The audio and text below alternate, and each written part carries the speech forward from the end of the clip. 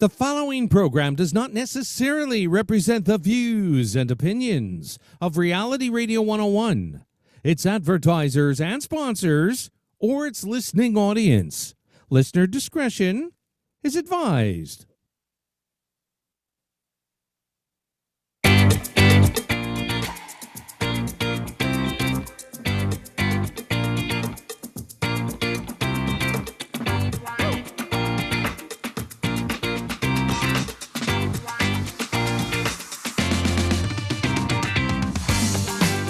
Good afternoon and welcome to the Liquid Green Health Show with your hosts Fred and Janet Cox, right here on Reality Radio 101. To get on board, send us an email right now. Our email address is liquidgreenhealthshow@gmail.com.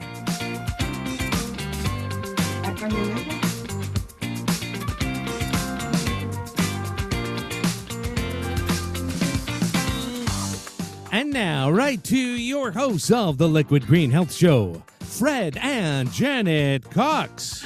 And a very good afternoon to everyone. It's 5:30 p.m. It is Sunday afternoon.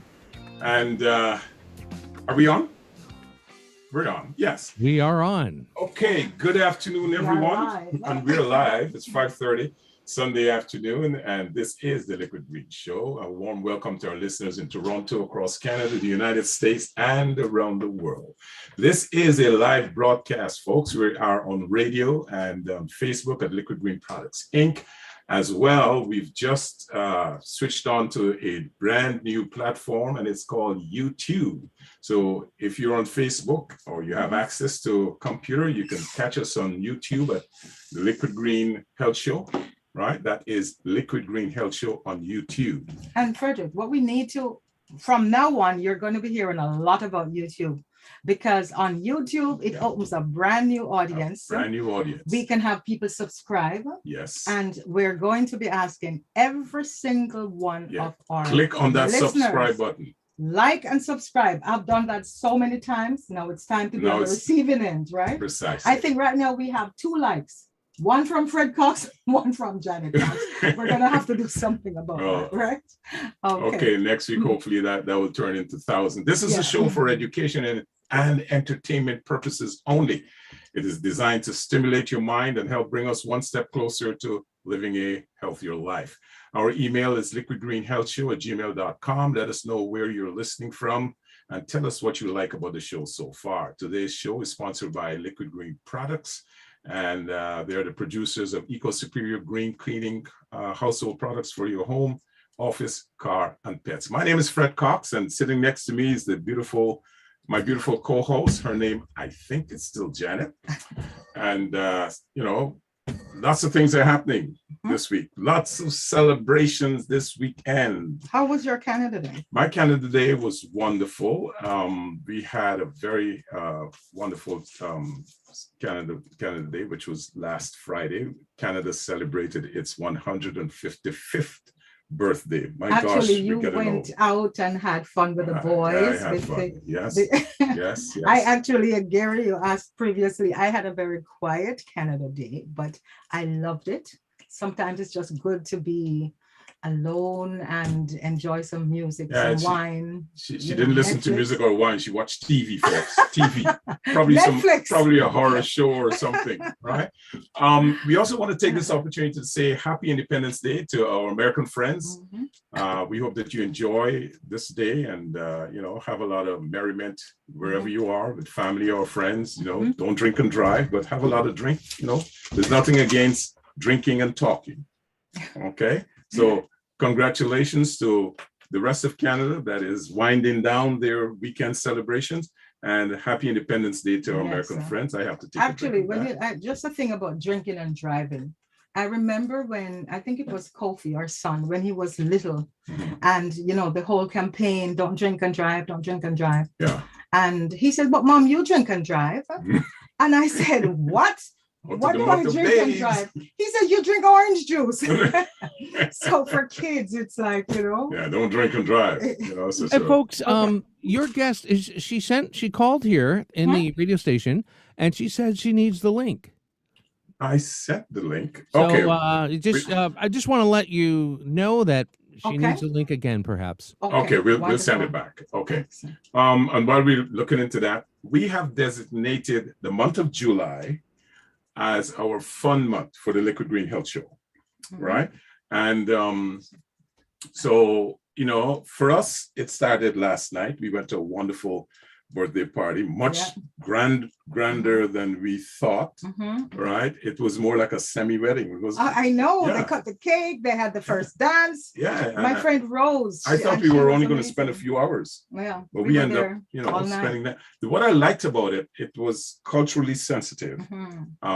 It's a Guyanese wedding. Yeah, it's a Guyanese East Indian wedding. Yes. And because of that, a lot of the music was East Indian oriented, which you'll find in Guyana or Trinidad. Is there a special name for the dance I was learning? We just call it Indian dance. Okay. I don't know. You'll have to. But I did pretty good. But it was wonderful. Yeah. Right. And so, you know, I heard a lot of the music that I remembered as a kid growing up. We would hear on the radio. So that brought back a lot of memories for us. Right. And then today, from that celebration, we had a more somber type of you know, celebration, more or less. It was a farewell to a very good friend of mine that passed away.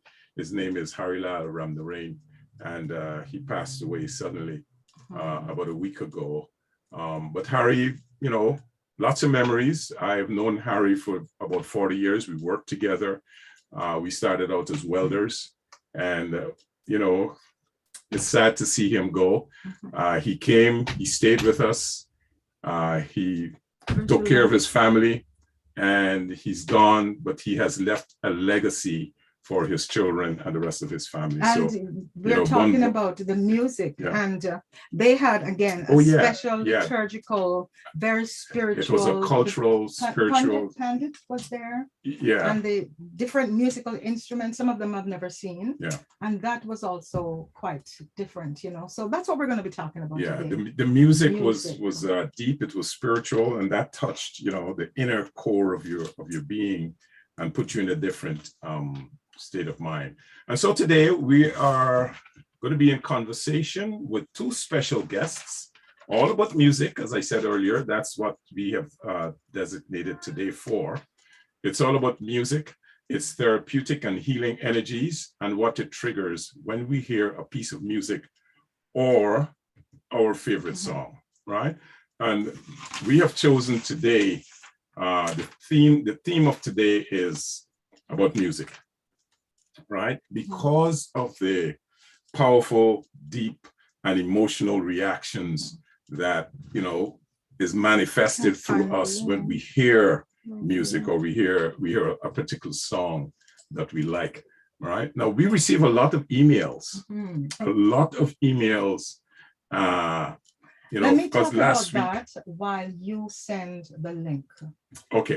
She's all right, waiting, that's fine. right? Yeah. Okay. Yeah, we asked last week that our listeners send in their favorite song, and we were hoping we're going to be able to play it on the air.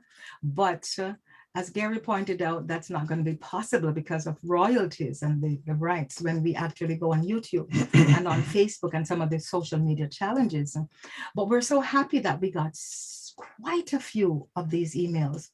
And people really got into not just telling us the name of the song, but how it affected them, why it made an impact on their lives. And so today I'm looking forward to reading some of those emails. And as Frederick said, we do have two guests. We're going to start with Gary Labarr. And Gary just happens to be the producer of the Liquid Green Health Show on Reality Radio 101. Yeah. And he's a musician. He is, Gary, I know you wear many hats. Yes. I know you're paramedic, your past life. Yes.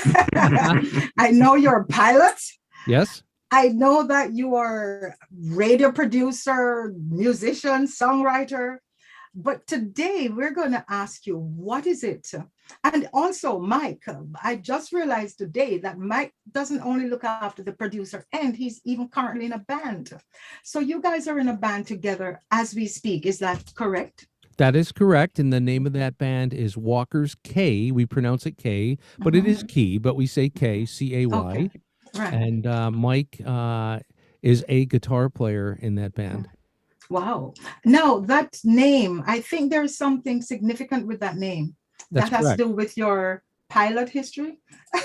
That's correct. It's an out island in the Bahamas that I absolutely fell in love with, and I flew there. As you know, I'm a private pilot. Well, I'm actually a commercial pilot, but I flew out there with a bunch of friends, and I spent a little bit over a week there. And while I was there, I was really inspired to write. And I said, if I ever start another project or a band back here in Canada, I would name it Walker's K. Right. And how long has that been? It's from the band, you mean? Yeah, how long have you been? We've been together, Mike, what, about 4 years now? Yeah, probably something around that 4 time, years yeah. for Walker's K, yeah. Yeah, I think Gary and I have known each other probably for 8 or 9 years, but wow. Walker's K has been going for probably about 4 years. And this is, you play in Whitby or do you play all over? No, it's a concert rock band. It's not a bar band, so there's no pubs or bars. So it's okay. Because it's all original and it's big stages and big venues. So, and of course, because of COVID, we haven't done a lot in the last couple of years because of that. But we're kind of back in working on some projects now. So yeah. Okay, wonderful. Now today we know that music we chose music, as Shakespeare said, if music be the food of life, food of love, play on, right? That's correct. And I don't think there's anybody on this planet that's not affected, impacted some way. Well, music is a universal lange, as you know, right? So yeah. Right. So what joy does it bring to you? Money. First, that's an honest answer. Yeah, no. I guess I've always written because, as I say, we don't do cover tunes, we don't do other people's music. And all my life, I've just written about things in life, people's issues, problems, what's going on in the world, and I've had good luck with that. So yeah. Gary, I'm going to put you on the spot. Sure. Give us an a cappella of one of your favorite songs that you've written. First 2 lines. Why oh why would be one of my favorite songs. Why oh why. Yeah. So yeah. A little bit more than that, Gary. Two lines. Now I'm on the spot, right? No, it's a song. I'd rather have people go and listen to it and see the videos and stuff. But the point is, that was a song written when all the crap came down with COVID and all the closings and everything going on with the violence in the world and this and that. It's a really hard-hitting video and a song about why oh why. Why is this happening? So yeah. And you know what? That is the thing about songs. Whenever somebody has gone through something traumatic, like a death, a divorce, a breakup, or something really ecstatic, like falling in love or the birth of the baby, there's always a song that triggers it. The songs speak to you. Absolutely. So when you write music, are you writing for you, or are you writing for an audience, or how does that work? How does the genius come about? Well, thank you for that, but I'm not a genius. But I don't write for me. There are a few songs in my career that I have written on my first album that came out in '86 on Atlantic Records. There were a couple of songs, but mostly I write for people in the world. I don't write personally. Yeah. Okay. And you said you were before, when we were talking, our preamble, you said you won an award. This was some time ago, and you were also at in competitions. Right? Yes, that's how I got discovered. I was in a national competition that was hosted by Ed McMahon many years ago, and then I won. I actually won the competition that was in New York State. There was several hundred bands, and it came down to you keep playing live and judges come out, almost like a modern American Idol type of thing. But this was back in the '80s, and I actually won. And then, of course, there was a gentleman in the audience named Paul Curcio, who is, at that time, he's deceased now. He was a producer for Atlantic Records, New York, who produced Doobie Brothers and Santana and Journey, all those bands. He was their producer, and he signed me to a record contract. Okay. And that was the beginning. That was the beginning. Yeah, absolutely. No, Gary, you're a singer, you're a songwriter, and you have written lots of songs. Is there a specific genre of music that you gravitate to other than the types that you're writing? I listen to all music. Believe it or not, I love classical music. What's on my radios in the car and here is classical. I don't listen to anything like I'm not into hard rock and stuff, and I'm not into anything that's negative. I don't care what the genre is, as long as it's a positive type of thing. Don't go out and kill your mother, kill your father. That stuff. Right. Like But some rap. I gravitate to what we call commercial pop rock, almost like your old intro song. That would be considered commercial pop. Yeah. So I like pop rock that's positive, and I like power ballads, and that's something sad, and then when the chorus comes in, it's kind of makes it powerful. It just triggers something. It's like me. I have a wide collection of recordings, and I don't have a specific genre. Yeah. That I say that I like. For me, as long as there is rhythm, I would listen to it. Whether regardless if it's an English music or an English piece or a foreign language, if there's rhythm, I'm going to listen to it. But because of my cultural background, I tend to like the calypsos and the reggae. Love calypso and reggae. That's my thing, and the soca. Ska, I love ska. Right. Ska, yeah. So that's my thing. But at the same time, if I'm at home and I want to listen to musical recordings, I have a wide selection, everything from soft rock to, pop, to reggae, to, you name it, I'll play it. Well, that's like me. I'm not a connoisseur in music, and I'm not a connoisseur with drinks. So when we went out last week and the lady said, "What do you want to drink?" I said, "Just give me a beer." I said, "I'm not a connoisseur, just bring me a beer." Yeah. And she brought something that was, I don't know what it was. I don't even know what it was. It tasted really good, right? Good, for sure. But it's funny, Gary, you mentioned classical music. And we were listening a couple of weeks ago. And when we say classical music, everybody thinks immediately to the Beethoven, the Bachs, the Handel, the Messiah, those ones, right? Yes. But what we have been learning is that every culture has their own classical music. Yeah. So classical music is not just that, right? No, like the classical music of the United States is jazz. That's right. It's jazz. The classical music of the Caribbean is calypso or reggae. Ska or ska. Yeah, right. Right. And then you also have classical Indian music as well. Yes, so because it all depends on the culture. Remember our son Kofi, he was saying, "Oh, you got to listen to this. It's Jay-Z. It's Jay-Z. This is a classic." And we're saying Jay-Z cannot be anything classic. No. In a few years. In a few years. In the hip hop world, I am sure Jay-Z would classify as one of their. Yeah. So I guess it's the connotation we give to the word. Yes. Right. Yeah, for sure. The genre. Okay. How's our guest? I have a Roxanne Codrington about to come in. Yes. Okay. Wonderful. You're letting her in now. Yeah. There she is. There we got her. Introduce her. Okay. Yeah. So Gary, continue with you. Just before we switch over to our next guest, when you're playing the music, right? Whether it's your recording or what other, you said you don't do covers, right? But when you're playing the music that you yourself have written, is there an emotional connection? Is there something that how do you feel?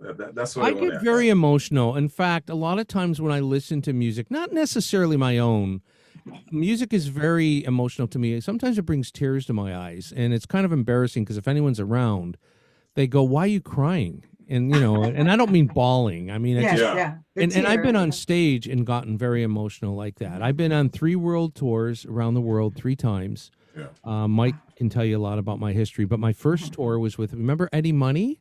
Yes. Okay, that when I got signed to Atlantic, my first tour was with him, And when we got off the tour, you know, that was quite emotional doing, because, you know, you're playing your own music and you're seeing fans out there, but most of the fans are not for us. We were an opening act, right? They want you on and they want you off, basically. Right. They give you 25 minutes, goodbye, and they kick you and you go back to a bus, right? That means you're like the prayer in church, the ones that get the music for the pastor to come on, right?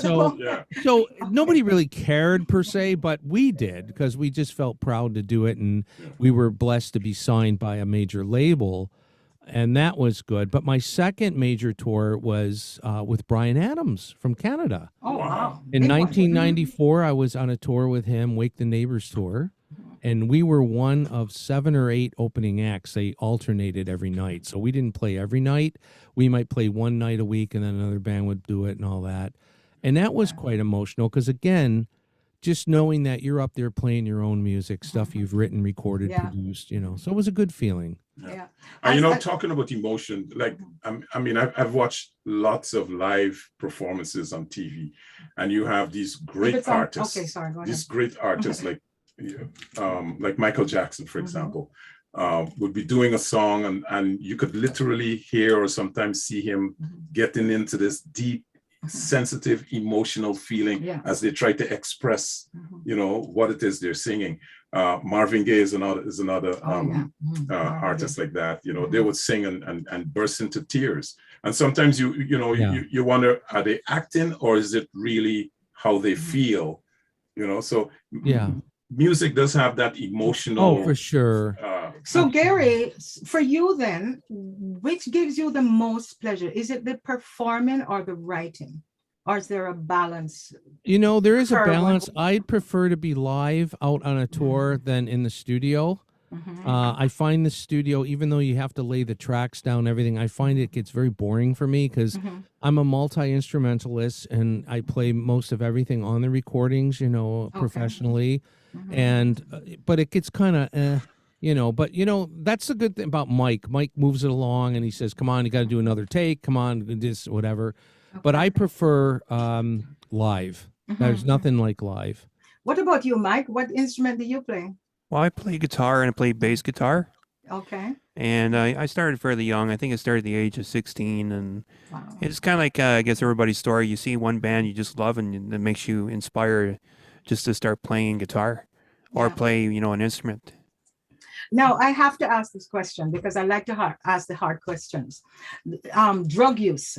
Because so many times, so many of the big singers that we know, the Michael Jacksons, the Whitney Houstons, some of the big ones and some of the not so big ones, they're wiped out because of drug use. And it seems that for the energy that you need on stage, you must have something else to keep you going. Yeah. What was that like for you guys? Was there any temptation? I don't know what you can say on air, honestly, you or know, not honestly. Again, that first tour was in the 80s, and drug use was very prevalent. Yeah. And it was available to us free of charge if we wanted it. Right. But it is a hard life, because even though a tour is fun, you get very, very tired. You get, you know, you get run down, you get dehydrated because you're not sleeping properly, you're not eating properly, you're up all the time. So people take drugs to wake up, go to sleep, you know, all that kind of stuff. Yeah. But I survived. You think. Well, I never really got into that stuff. I think Gary was on a bigger scale than I was. I was kind of, you know, doing the bars, but he was doing stadiums and he was doing huge concerts, record deals. Yeah. So I think for him, that was pretty amazing for him to pull that off. Yeah. When you could avoid the temptations, you know, it's hard, and you're making a ton of money, so you spend it on things that are not good to spend it on. Yeah. Okay. You know, and that's something, you know, you either learn or you crash, right? Okay. Well, you know what, Gary, Mike, thank you. It's a short notice. I don't have to say don't go away, because we know you're not No, going but anywhere. I'm excited about Roxanne. Your next Yes, guest. exactly. I cannot wait to hear that. Yeah, exactly. Now, Yes. Roxanne comes from probably a different spectrum. Right. Because again, Roxanne, you missed. Where are you? I can't see you. Yeah, where's her picture? But while she's you know, trying to bring up There her you picture. are. There she is. Looking all young and sexy and summery.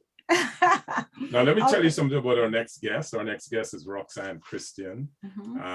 She is a Trafalgar Castle School and Berklee College of Music alumni. Trafalgar, that's right here. Yeah, in Whitby. In Whitby. The private girls high school. Wow. Right? Just around the corner. Okay. She has over a decade of experience working with physical, mental, emotional, and cognitive needs within various district school boards, municipal nursing homes, psychiatric hospitals, and other populations globally.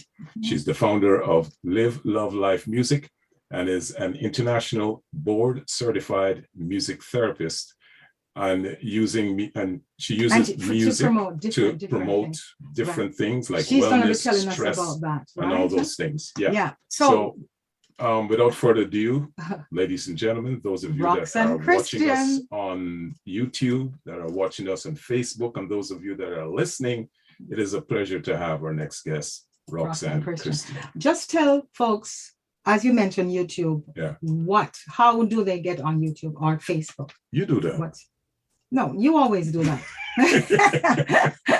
Okay, for those of you who are hearing about this for the first time, we have just switched over to a new platform. It's YouTube, and to get on YouTube, you just go in and type in Liquid Green Health Show, and there's a link on Facebook. I think it's going to be, if it's not there, it's going to be put up. It's already there right now. It's already there. Okay. Click on that link. It's going to take you to YouTube. Go there, like us. We don't have a lot of likes because this is the first time. We have 2. We're hoping to get at least 10 by the end of the show. So like us, subscribe. We need your help. Okay. So Roxanne, full disclosure, you're on the show because of your mom. Your mom, Sandra, is my friend, and she actually listened to the show last week, and she heard us announce that we're going to be talking about music and how music is good for the soul, as Maya Angelou says, and as Plato, everybody has a quote about music. And she said, you should talk to Roxanne. And here you are. I'm so glad you said yes. Roxanne, how did you get started in music therapy? And then tell us, what is it that you really do?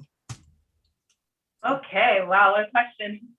So thank you so much for having me on the show. And yes, my mother is amazing like that. And I do have your liquid green product. It takes all my clog issues out, and the soap washes my dog very well. Oh, plus, guess what? You just got some extra kudos. You're coming back. Very good product.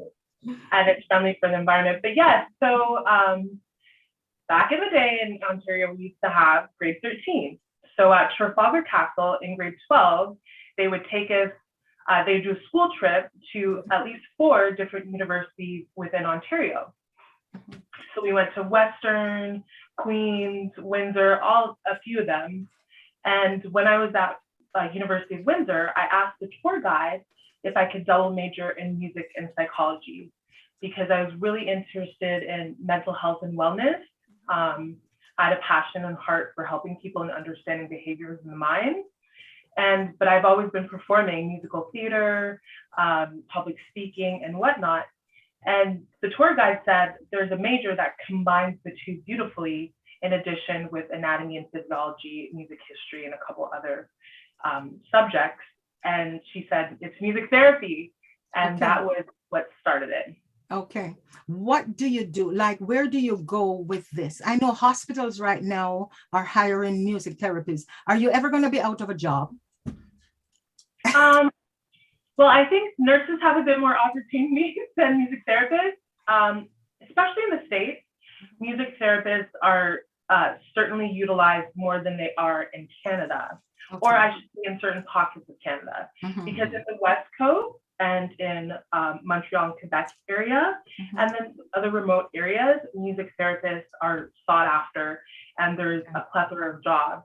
However, here in Ontario, there's a fairly large community of music therapists, and they either are keeping their positions within various settings, or they've started their own business. So I'm one of the ones that chose to start my own business. Okay, wonderful. We have had so many guests on our show since we've been here. 6 months, just about 6 months we've started. Is it that in long? January? Yeah, we started, right? yeah, just about 6 and months. So often, because it's health, and one of the things that impacts health more than anything else is stress. right? And we know that from the pandemic, the uncertainty with work, so much of the social anxiety right now, some people don't even know who they are. Are you he, she, him, her, whatever? There's so many things that impact so many people. And music seems to be one of the areas that people, we know it brings therapy, we know it's therapeutic, but we don't seek it out as treatment. Yeah. But then that's what you do. So you go into a senior's home. Tell us about that experience. What can we expect if you were to go to, one of those homes out there? Absolutely. So board certified music therapists systematically use music to work on non-musical goals. So the goals are going to look different depending on the population and the setting that you're working in. So with the senior population, we have different settings. We have long-term care, we have rehabilitation, and we have memory care or dementia units and retirement communities. So it would look a little different depending on which setting I'm gonna go into, but I'll give you a few different examples. Okay. So for example, if I'm working on a memory care unit or dementia care unit, I would definitely pick songs of their formative years, since their long-term memory is the last belief.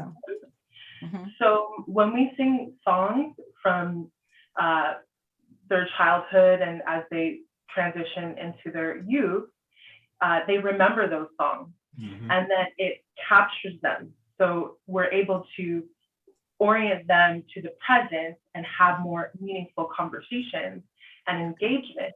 And especially if family members or visitors or their grandchildren are there, they get to be a part of the group process, or they get to observe and see their loved ones light up, become animated, and sometimes share stories down memory lane, just from the relation of singing and talking about music.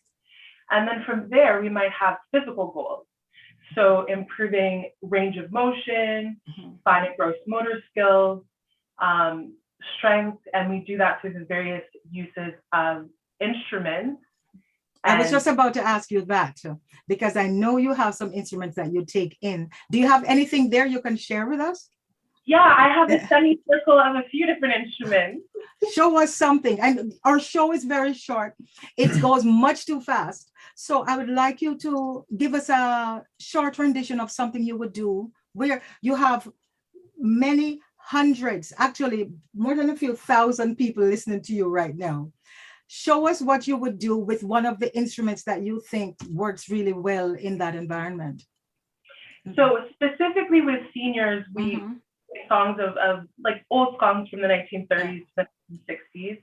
We'll have different instruments and we'll do like a whole movement sequence. Yeah. I'm not going to be able to do that right now. However, at the end of our session, we do a meditation, a music meditation, and a cool down stretch. So pretty much I just don't break it up. Right? As my tuning fork falls, I pretty much just prompt them to start. We'll do a stretch routine, and then I'll prompt them to do some deep belly breaths while closing their eyes. And then maybe I'll paint a scene in nature, or I'll paint a scene of a certain experience, whether it's experience of joy, an experience of love, or experience of accomplishment. And then I'll start to just play different calming instruments to further like help get them into that state of being. Okay. So I have my indigenous flute, and then I have my steel tongue drum, and I'll play a little bit. And I don't have my crystal bowls or my singing bowls, but I play them as well. And then at the end, I hit my tuning fork and have them deep breathe as I play it on each side of each participant's ear. Because, you know, the body is just a great conductor between it being primarily water and having bones. It's a great conductor of sound, which helps the nervous system. You can't hear this online. You can only feel it on the body or hear it with your ears. So I will play what you can hear. And it's just part of the tools that I use in our deep breathing music meditation. Can you hear me?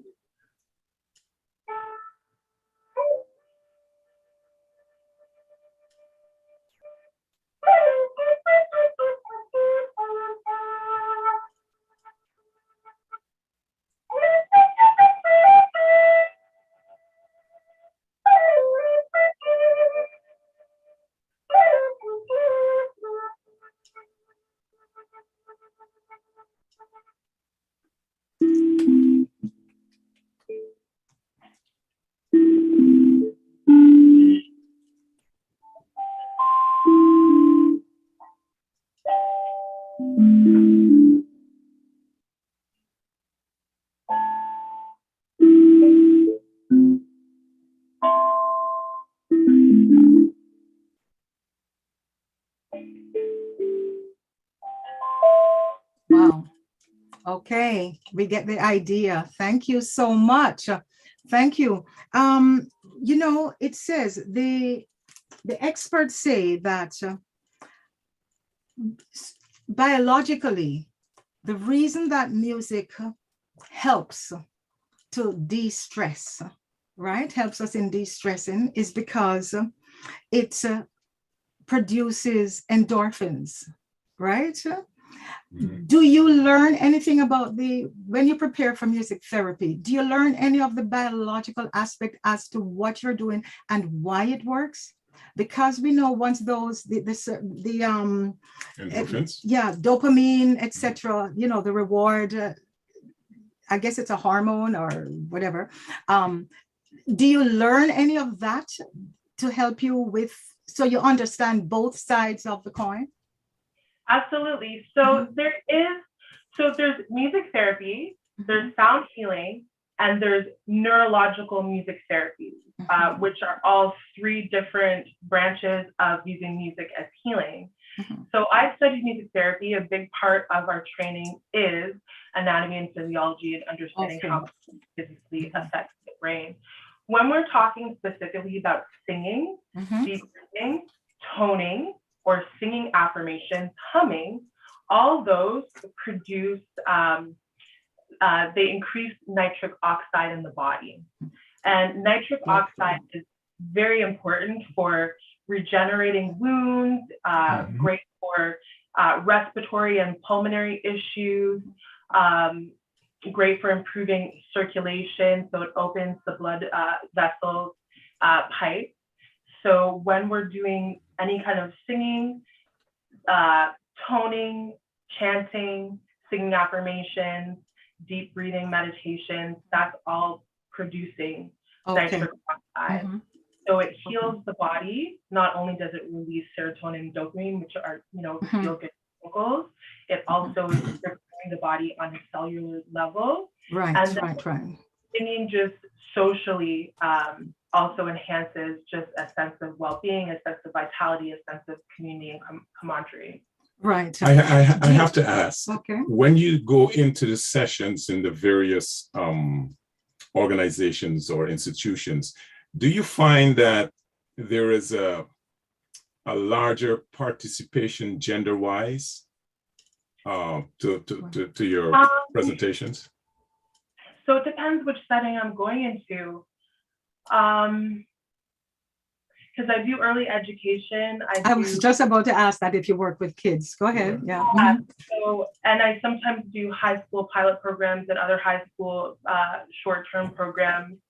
So with those populations, it's a equal participation.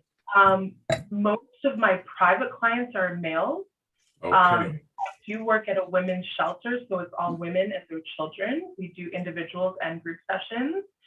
When I'm in the retirement communities, I would say there's more females that I see attend the group than males.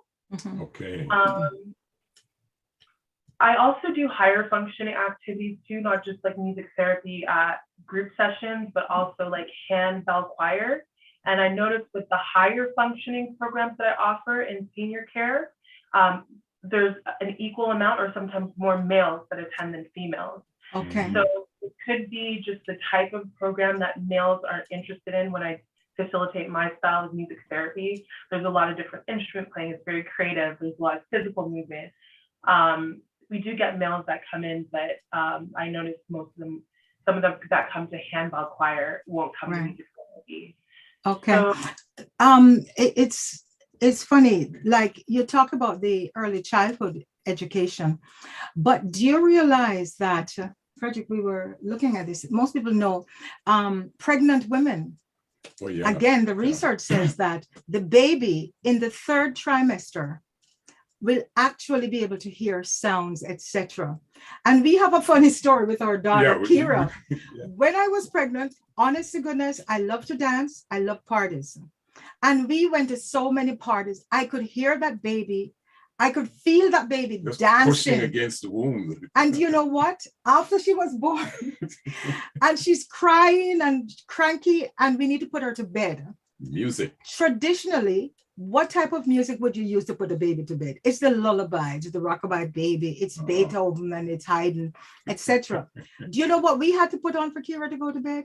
We had to go down in the basement, crank up the, what's the name of that? Gap band or something? The Gap band, yeah. The Gap band. Burn rubber. It started with a motorcycle. And that noise, she would just fall asleep to that noise. Yeah. And to this day, she loves music, all kinds of music. So is that something that you think? I'm going to leave the next question for a while because, Roxanne, I really believe we might have to have you on. We might extend the show to next week because, as I said, the show, it goes so quickly. Yeah, you are so talented. I don't think you're going to get the full what do I say? Exposure. The full benefit, the full exposure to what we would like to give you as a young, in such a short space of entrepreneur time. Yes. In such an interesting and beneficial field. We have a lot of emails and we need to get to them. Don't go away, stay there. All right. No.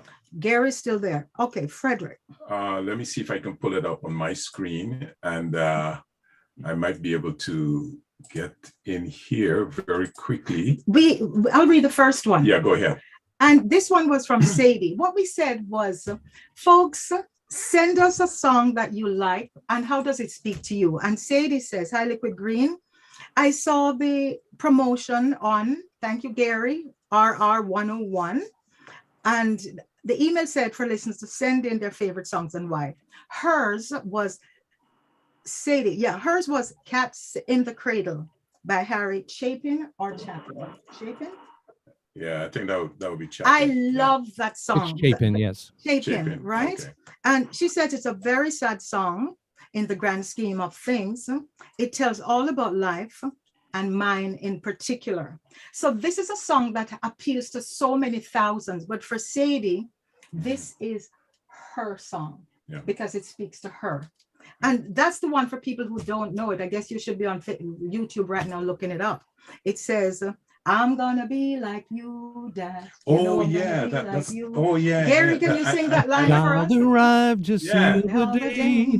I like that song. The world in the usual way, but there were planes to catch. And to pay. That's Harry Chapin. That one. Yeah. I love that song because it is it's a reflection of his dad, right? And it's a reflection of life, Dad, and a lot of us have that experience. Yeah. Okay. Nice. What's another one?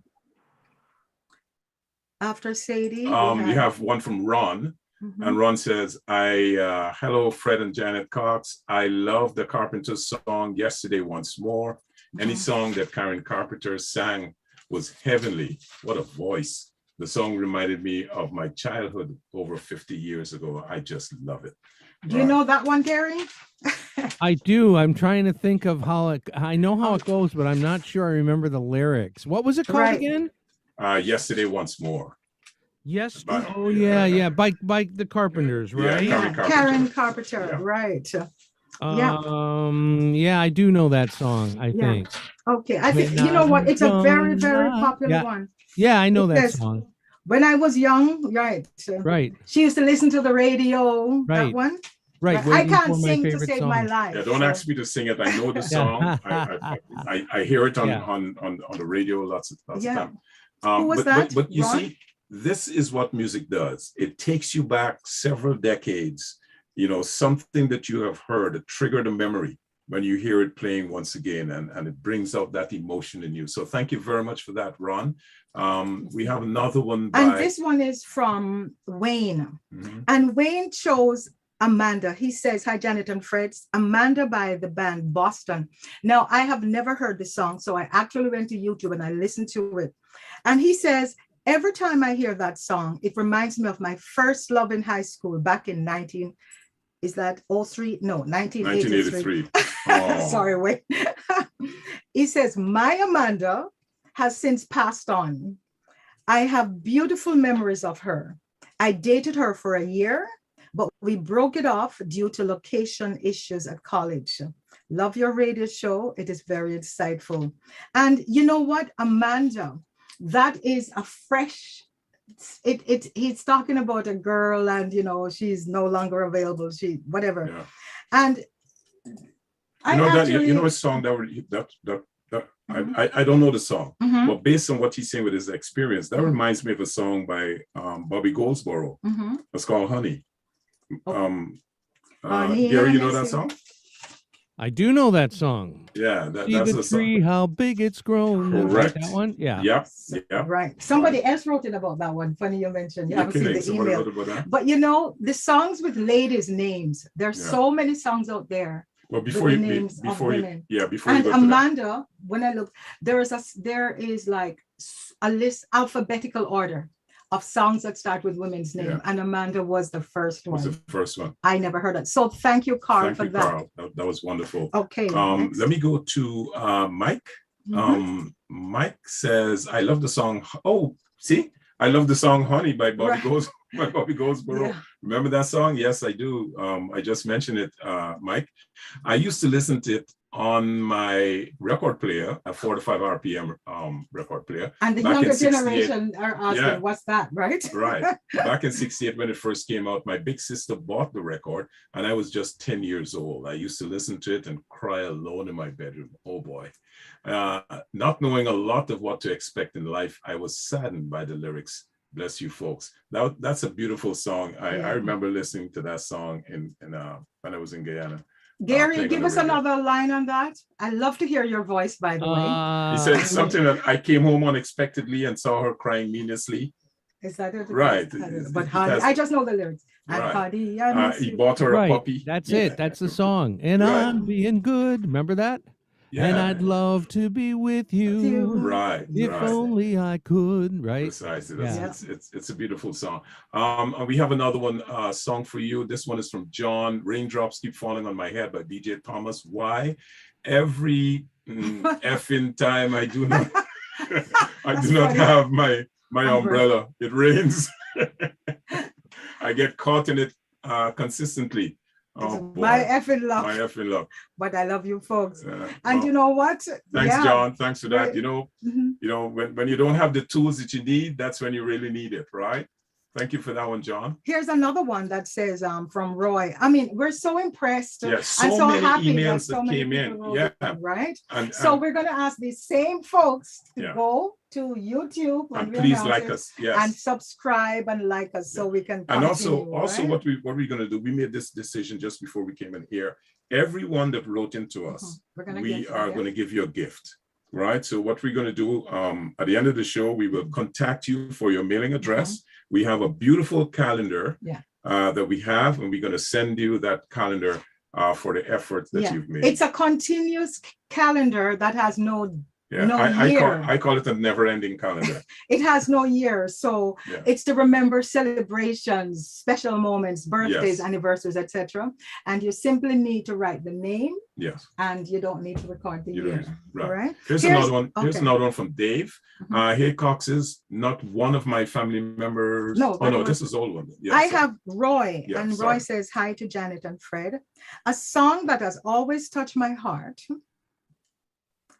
Especially now that the 4th of July is here in the States, is the song Proud to Be American by Lee Greenswood. Again, I didn't know that song. I don't know that song. But we listened to it. Yeah. And it's powerful. Americans are so proud of their country, right? Yeah. Too bad right now things are so partisan. Yeah. But Americans remind me of Jamaicans.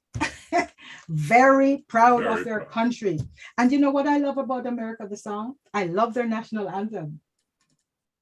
Yep. Right? Yeah. I love the Canadian too, and I love the Jamaican, but that American anthem, especially sung by Whitney Houston. Folks, if you want to hear a beautiful rendition, listen to Whitney Houston sing. I think it's one of the best renditions of the national anthem. Okay. What about Joyce? No, did you just read Ron? Roy? Ron. Yeah. Mm-hmm. No, Ron doesn't. Ron was saying Happy Canada Day. Okay, all these kudos. Yes, Ron says, Happy Canada Day celebration. I will listen to your show. That was yesterday you wrote in, which is today. Mm-hmm. Have a very nice day. Thank you for that, Ron. And also Joyce wrote to us, looking forward to your show today. I hope that you are on due. I can't make that up. I hope that you are on due to the holiday. I hope that you're on due to the holiday. Yes, we are on. Okay. And well, Anne, Lenny wrote us in. Lenny says, I have the song Hardened by Heart by a band called the Quarter Flash. Yes. Very popular in the 80s. Gary, do you know that? I do know that. That was I don't know that. Yeah. What happened was the lead singer was also a saxophonist, I believe. And that was Quarter Flash was a band that was very popular in the 80s. And I do know it. It's a good song. Yeah. Okay. We have so many emails. I don't think we'll be able to go through all of them, but let me just take a look at this one. This one is from Mike. He says, hello, Coxes. I could not wait for this show today since I am an amateur musician. He plays the piano. And I have used music as a tool for therapy for families and friends. Does your guest have a book out? And we can ask her that question. Yes. So this question is for Roxanne. Back to Roxanne. Right? Yeah. So Roxanne, what do you do currently? You saw all those emails and we're not even done yet. So we're definitely going to bring you back probably next week if you have time, right? Yes. What are you doing and how do people reach you? I love those emails. And by the way, Gary, I can hear you saying even more. I love your voice. Yeah. Thank you so much. I want to work with you. We should definitely connect. I would love to work with you. Yep. It's an honor. I am so impressed with what you do for a living because there's so many people, everyone's going through something. Yes. And there's so many people that need help like that. And I would love to connect. Yeah, we'll connect you. We'll connect you too. And that's what we do well on Reality Radio 101. That's right? The purpose of this show, to bring on the guests and to get people connected so they can get the necessary exposure and help that is required. We're quickly running out of time. Anything you want to say, Janet? Yeah, Roxanne was going to tell us how we can reach her. How can we reach you? How can folks get to you, Roxanne? Yes, just real quick, I just want to acknowledge your listeners who wrote in. That's one of the many processes and interventions of music therapy, talking about music and how it relates to our lives and going deeper. But yes, you can reach me at livelovelifemusic.com. There you can check out my Boss Lady Confidence program. Beautiful, optimistic, successful soul lady ready to rock this world in full confidence. Say that again. That's a mouthful. Say that again. I hardly heard that. Boss Lady Confidence program, specifically for women. It's a beautiful, optimistic, successful soul lady ready to rock this world in complete confidence. Wow. And then they can also check out my events page, which has different programs for different populations, all ages, all settings. And there you can find out frequently asked questions and more about the science and the process of music therapy. So that's livelovelifemusic.com. Be sure to subscribe so you can keep in touch and find out I love that word, subscribe. Is there a phone number that people can contact you? Yeah, it's all on the website, livelovelifemusic.com. Okay. And I have another email that I want to read before we leave. And this one was from Carl, because this touches so many people. And he says, the song that I remember and always think about is There's something going on. Now you know where that's going, right? It's by Frida of ABBA fame. It came out in 1982 when I found out that my wife was cheating on me with a co-worker of hers. And I had to hire a private investigator to confirm it. The song shows that type of incident as well. So every time that I hear the song on the oldest station that I listen to, I think of that terrible time. And you know what? As I say, when you think of some of the songs that, so what are some of the powerful, Me and Mrs. Jones, right? Mrs. Jones is one. Can you think of others that covers this topic? Some of them, which one? Delilah. Oh, right. Delilah. That's Yep. by Tom Jones. Mhm. Delilah by Tom Jones. And I know Beyonce has one, right? Where she says, you think I didn't know? Right? There are just so many songs on this. There's so many songs that cover theme. these We could do a songs. whole show about those kind of songs. And women rock when they hear these songs. Men too. So Carl, thank you for bringing this up. And I hope now it's been many years that you're finding some comfort.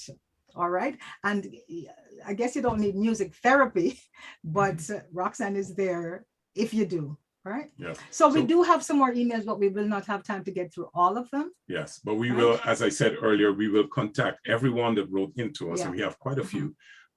We're giving them a special gift. We made that decision just before we came on air. So what I will do is write to these individuals that wrote in to get their mailing address, and we will send them a calendar. I call it the never-ending calendar. Right.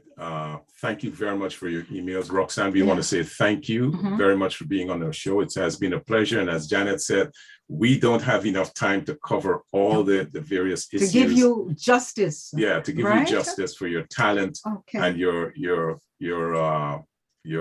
ability to get people to listen to you and to understand the importance of music from a therapeutic standpoint. Okay, for you gentlemen, for everybody on the show, music quiz. Which artist sang one good thing about music? When it hits you, you feel no pain. I can't sing, so. No, please don't try singing. But basically, who sang that? That was Bob Marley. Bob Marley. Precisely. Hey, way to go. I bet nobody's gonna guess this one. It's not a song, it's a quote. This quote is thousands of years old, and it says, "Music is a moral law. It gives soul to the universe, wings to the mind, flight to the imagination. I know who that is. I studied. Charm, you do? And Yeah, I gauge do. it to life and to everything." Gary, I am impressed. Well, I'm a I have- musicologist, right? Yeah. So that would be Plato. Correct. That's That right, was Plato. Correct. Okay, Gary, because you're so good, who said this one? "Music was my refuge. I could crawl into the space between the notes and curl my back to loneliness." Oh, wow. I think it was Maya something. Correct. Maya Hang on. Angelou. Wow. Hang on. You got it. You I got can't it. remember the last name, but Maya yeah. Angelou. Maya Angelou. Yeah. Oh, yeah, that's it. granddaughter That's was- it. Yeah. Maya My Angelou. granddaughter was named after Maya Angelou. Right. Well, this So- has been fun, folks. We really enjoyed it. And as we so often say, we Not don't have enough enough time, Not enough time. you know, to cover all the issues. But we do have a topic like minute. this. And so next week, Yeah. we're going to try, but let's see what happens if we continue with music, because we haven't touched on so much, right? And the whole month of July, we've designated To the fun. month of fun. Because Right. next week we wanted to bring in a comedian and Yeah. have jokes and Talk about ask laughter. folks to send in your clean or not so clean jokes, because we're on internet radio and we can choose the ones we read. But we wanted to talk about laughter, same idea, music, laughter, dance, etc.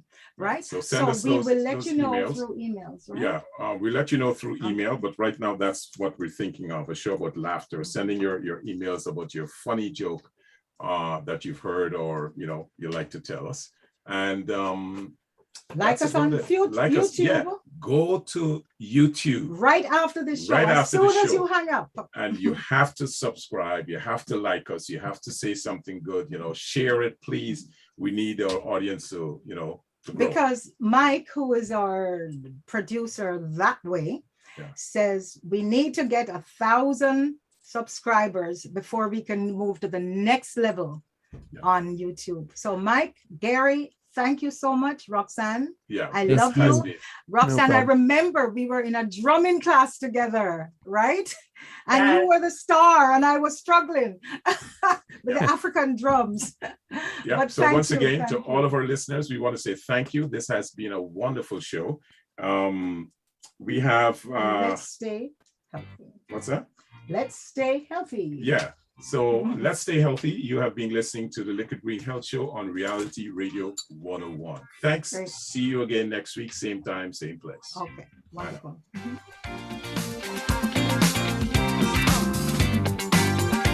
Thank you for listening to the Liquid Green Health Show with your hosts, Fred and Janet Cox, right here on Reality Radio 101.